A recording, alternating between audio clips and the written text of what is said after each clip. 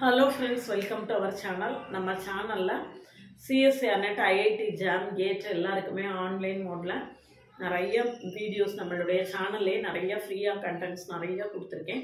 அது போக ஆன்லைன் கிளாसेसும் எடுத்துக்கிட்டு இருக்கேன்.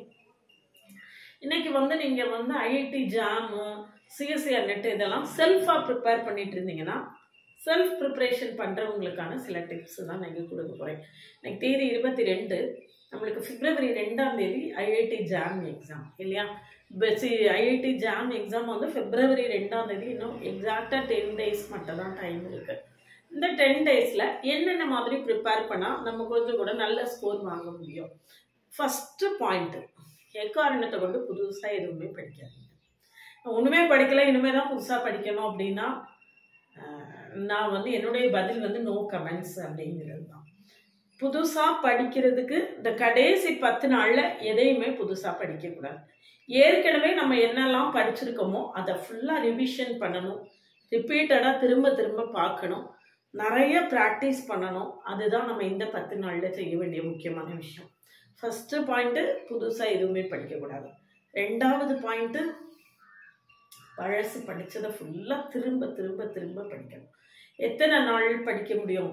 அந்த ஒரு நம்மளுடைய IIT JAM போர்ஷனை உங்களால் ஒரு 3 நாளில் படித்து முடிக்க முடியும் அப்படின்னா இனி இருக்கக்கூடிய 9 நாளில் 3 தடவை படிக்கலாம். அப்படி இப்போ உங்களால் படிக்க முடியும்னா அவ்வளோ நேரம் டைம் எடுத்து கட்டாயமாக படிக்கலாம். இல்லை எனக்கு அவ்வளோ படிக்க முடியாது, எனக்கு 5 நாள் ஆகும் அப்படின்னா அட்லீஸ்ட் 2 தடவை படிக்கலாம். அந்த அளவுக்கு திரும்ப ரிப்பீட்டடாக படித்தா மட்டும்தான் இனிமே மார்க் ரைஸ் ஆகும். நிறைய ப்ராப்ளம்ஸ் ப்ராக்டிஸ் பண்ணணும். நிறைய MCQs, MSQs, NAT எல்லாமே நிறைய ரேண்டமாக கூகுளில் இருந்தும் யூடியூப்ல இருந்தும் எடுத்து எடுத்து எடுத்து எடுத்து என்ன செய்யலாம், ஒர்க் பண்ணி பார்த்துட்டே இருக்கலாம். சரியா? ஒர்க் பண்ணி பார்த்துட்டே இருக்கலாம். எவ்வளோ ரிப்பீட்டடாக படிக்கிறீங்களோ அந்த அளவுக்கு நல்லது. நம்மளுக்கு எதில் நிறைய கான்சன்ட்ரேஷன் கொடுக்கணும் அப்படின்னு கேட்டிங்கன்னா first linear algebra, second real analysis. Linear algebra, real analysis இதில் நீங்கள் எவ்வளோ கான்சன்ட்ரேட் பண்ணுறீங்களோ அதை பொறுத்து உங்களுடைய மார்க் ரைஸ் ஆகும். ஒருவேளை நீங்கள் செல்ஃபாக ப்ரிப்பேர் பண்ணிட்டு இருந்தீங்கன்னா இதெல்லாம் திரும்ப திரும்ப திரும்ப படிங்க. அப்படி இல்லை அப்படின்னு சொல்லியாச்சுன்னா நிறைய இதில் நிறைய ப்ராப்ளம்ஸ் ப்ராக்டிஸ் பண்ணணும். இதில் பார்த்தீங்கன்னா MCQs, MSQs அதில் நம்மளுக்கு கேர்ஃபுல்லாக இருக்கணும். MCQஸில் நெகட்டிவ் மார்க் உண்டு. பார்த்து பார்த்து நெகட்டிவ் மார்க் வராமல் ரொம்ப கேர்ஃபுல்லாக இது எனக்கு ரொம்ப நல்லா தெரியும் அப்படிங்கிற கொஸ்டினை மட்டும் அட்டன் பண்ணணும். இப்போ MSQஸ்க்கும் நியூமரிக்கல் ஆன்சர் டைப்புக்கும் நம்மளுக்கு நெகட்டிவ் மார்க் கிடையாது. அதனால நம்ம அதை எப்படி வேணாலும் தைரியமாக அட்டன் பண்ணலாம். MSQவை பொறுத்த வரைக்கும் நம்மளுக்கு நிறைய 4 ஆப்ஷன் இருக்கும். 4மே கரெக்டாக இருக்கலாம், 2 கரெக்டாக இருக்கலாம், 3 கரெக்டாக இருக்கலாம். எவ்வளோ கரெக்டாக இருக்குன்னு நம்மளால சொல்ல முடியாது. சரியா? அதனால அதில் எந்த அளவுக்கு கரெக்டாக இருக்குது அப்படிங்கிறத செலக்ட் பண்ணி நம்ம கரெக்டாக ஆன்சர் போடணும். நியூமரிக்கல் ஆன்சர் டைப்பை பொறுத்த வரைக்கும் அது உண்மையிலே ஒரு வரப்பிரசாதம் தான் நான் சொல்லுவேன். ஏன்னா நம்மளுக்கு ஒர்க் பண்ணும்போது ஃபைனலாக வரக்கூடிய ஆன்சரை பார்த்தாலே நம்மளுக்கு ஒரு ஹாப்பினஸ் கிடைக்கும். ஆமாம், இந்த ஆன்சர் கரெக்டு தாங்கிற ஃபீல் கிடைக்கிற மாதிரியான ஆன்சர் தான் இருக்கும். ஏன்னா நியூமரிக்கல் ஆன்சர் டைப் நீங்கள் கீபோர்டில் டைப் பண்ணி ஆன்சர் போடணும். அப்போ இவ்வளோ பெரிய ஆன்சர் வராது.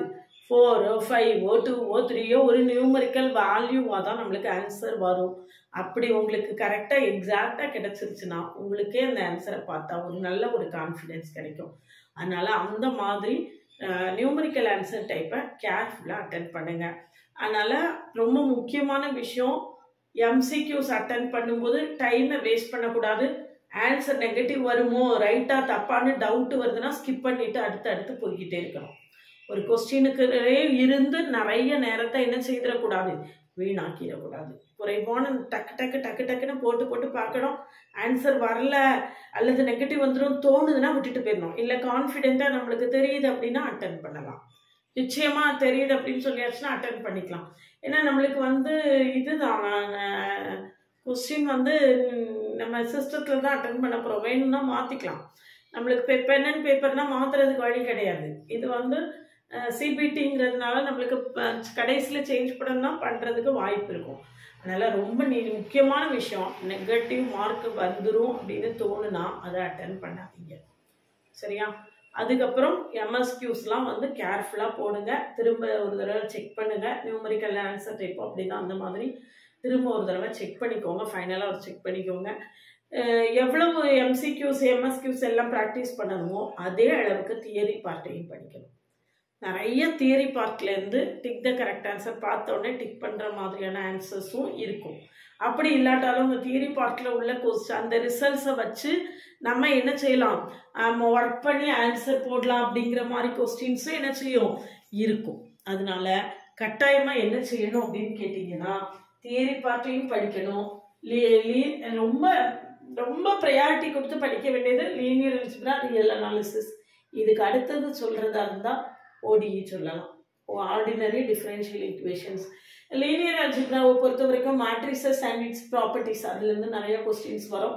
இதுக்கு ரியல் அனாலிசிஸில் பார்த்தீங்கன்னா sequences and series, functions of one variable, functions of several variables எல்லாத்துலேயுமே ப்ராப்ளம்ஸ் இருக்கும். எல்லாத்துலேயுமே நிச்சயமாக நம்மளுக்கு நிறையா கொஸ்டின்ஸு இருக்கும். அதனால் ரொம்ப ரொம்ப கேர்ஃபுல்லாக என்ன செய்யணும், அட்டன் பண்ணணும். ரொம்ப ரொம்ப கேர்ஃபுல்லாக அட்டன் பண்ணணும். நெகட்டிவ் வராத மாதிரி அட்டன் பண்ணணும். எல்லாம் அட்டன் பண்ணிவிட்டு ஒரு 3 hours டெஸ்ட்னா 2.5 hours கம்ப்ளீட்டாக அட்டன் பண்ணி முடிச்சிடணும்.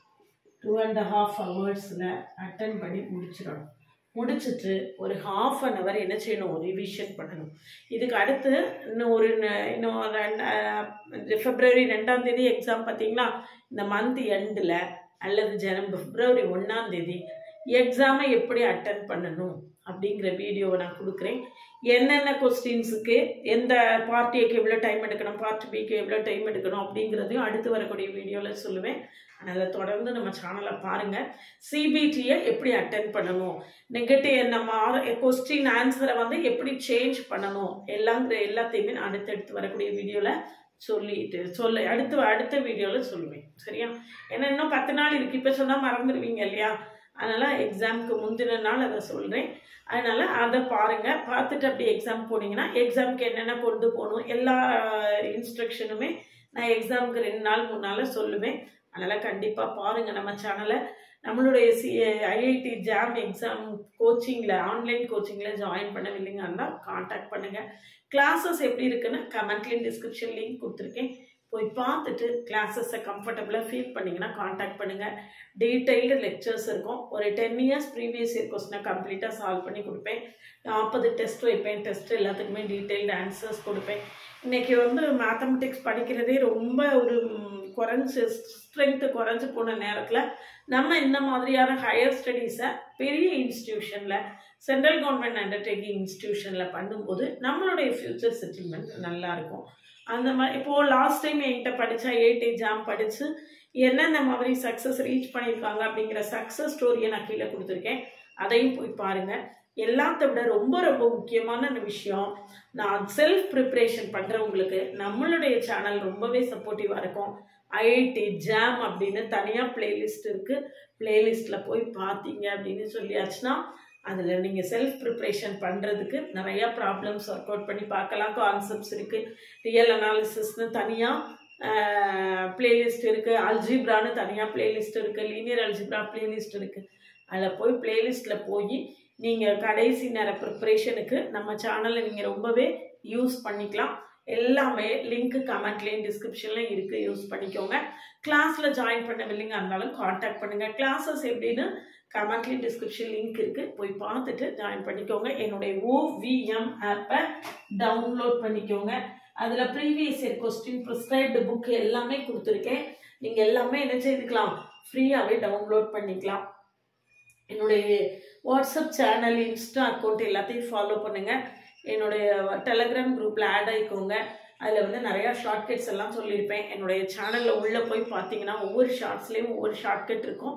இந்த கடைசி நேர ப்ரிப்ரேஷனுக்கு உங்களுக்கு அது எல்லாமே ரொம்பவே ஹெல்ப்ஃபுல்லாக இருக்கும். இது வரைக்கும் நீங்கள் பார்க்கலன்னா இனிமேல் பார்த்தா கூட இந்த கடைசி நேர ரிவிஷனுக்கு அது ரொம்பவே சப்போர்ட் பண்ணும். அண்ட் இன்னும் ஒரு வாரத்தில் ஃபைனலாக உள்ள இன்ஸ்ட்ரக்ஷன்ஸையும் எப்படி எக்ஸாம் அட்டன் பண்ணணுங்கிறதையும் சொல்கிறேன். இப்போ இந்த லாஸ்ட் 9 days எப்படி ப்ரிப்பேர் பண்ணணுங்கிறத சொல்லியிருக்கேன். அடுத்து எக்ஸாம் எப்படி அட்டன் பண்ணணுங்கிறத அடுத்து வரக்கூடிய நாட்களில் சொல்கிறேன். நம்ம கூட தொடர்ந்து ட்ராவல் பண்ணுங்கள். IIT JAM நல்லா கிளியர் பண்ணி சக்ஸஸ் ஸ்டோரி கீழே இருக்குது, அதை கட்டாயமாக பாருங்கள். எய்சரில் போய் அந்த பொண்ணு திருவனந்தபுரத்தில் எய்சர் திருவனந்தபுரத்தில் படிக்கிறா. லாஸ்ட் வீக் இங்கே அந்த கேர்ள் என்கிட்ட பேசினான். ஷீ இஸ் மச் அதுன்னு எனக்கு வந்து அவள் பேசுகிறது பார்க்கும்போது ரொம்ப ஐ ஃபீல் ஹாப்பி, ரொம்ப சந்தோஷமாக இருந்துச்சு. ஓஹோ, இந்த மாதிரி எல்லாம் வந்து ஏன்னா நானே வந்து சாதாரணமாக ஒரு ரூரல் காலேஜில் தான் பிஜி படித்தேன். இவ்வளோ பெரிய இன்ஸ்டிடியூஷனில் போய் பிஜி படிக்கிறதுனால பிஜியவே இந்த மாதிரி வித்தியாசமான கண்ணோட்டத்தில் படிக்க முடியும். நான் சொல்லக்கூடியது அதுதான் திரும்ப திரும்ப. பிஜியை வித்தியாசமான கண்ணோட்டத்தில் படித்தாதான் நாளைக்கு ஜேஆர்எஃப் கிளியர் பண்ண முடியும். சிஎஸ்ஐஆர் நெட்டு கிளியர் பண்ணணும்னா பிஜியவே அப்ரோச் வித்தியாசமாக இருக்கணும். அந்த மாதிரி அப்ரோச் பண்ணாதான் நம்ம என்ன செய்ய முடியும், கிளியர் பண்ண முடியும். அதனால் அந்த மாதிரி அப்ரோச்சோடு நம்மளுடைய கிளாஸஸ் இருக்குது அப்படிங்கிறத கமெண்ட்லேருந்து தெரிஞ்சுக்கோங்க. இல்லை ஒருவேளை நீங்கள் வந்து பிரேக் பண்ணிவிட்டு திரும்ப படிக்க போகிறதெல்லாம் படிக்கலாம். 2026க்கான ஆன்லைன் கோச்சிங் கிளாஸஸ் ஆரம்பிச்சிருக்கேன். அதில் ஜாயின் பண்ணவில்லைங்க, அதனாலும் கான்டாக்ட் பண்ணுங்கள்.